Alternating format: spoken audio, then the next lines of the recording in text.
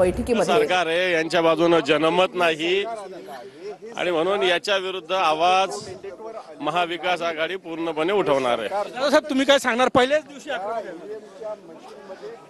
मुळामध्ये हे सरकार जे आलंय ते अनैतिक मार्गाने सरकार सत्तेवर आलेलं आहे। अनैतिक मार्गाने सरकार ईव्हीएम असेल, सरकारी यंत्रणा असेल, भ्रष्टाचार असेल, पैशाचा वापर असेल, जातीयवाद फैलवून असेल, त्यामुळं हे सरकार गेल्याशिवाय खऱ्या अर्थानं लोकशाहीला न्याय मिळणार नाही। पहिल्याच दिवशी आंदोलन पराभव पाहूनच तुम्ही नक्कीच मध्ये घोळ केलाय ना।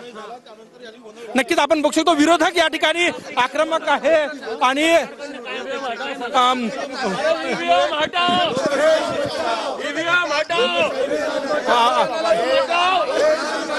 नक्कीच आपण या ठिकाणचे दृश्य विजय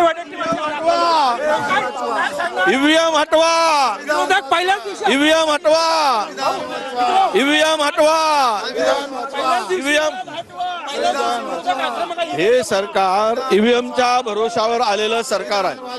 हे सरकार काही जनतेच्या मतांच्या भरोशावर आलेलं सरकार नाही। कारण सगळीकडे आकार असताना या राज्यामध्ये सरकार मागच्या 2.5 वर्षात अस्तित्वात नसताना कोणताही माणूस इकडे या सरकारवर खुश नसताना, जी प्रचंड जनतेची नाराजी असताना, ज्या ठिकाणी या लोकांनी इतक्या मोठ्या प्रमाणात संख्याबळ मिळालं, कुठली लाट होती आणि त्यांची स्वतःही त्यांचं म्हणणं होतं की आम्हाला बहुमत, आम्हाला जे काही त्यांना संख्या मिळणार होती ते फार कमी होती।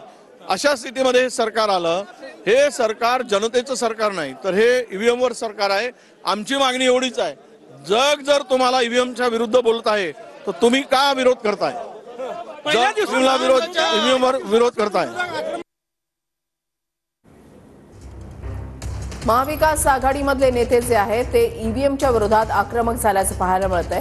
हे सरकार ईव्हीएमच्या भरोशावर सत्तेमध्ये आलेले आहे अशा शब्दात विजय वडेट्टीवार यांनी टीका केलेली आहे।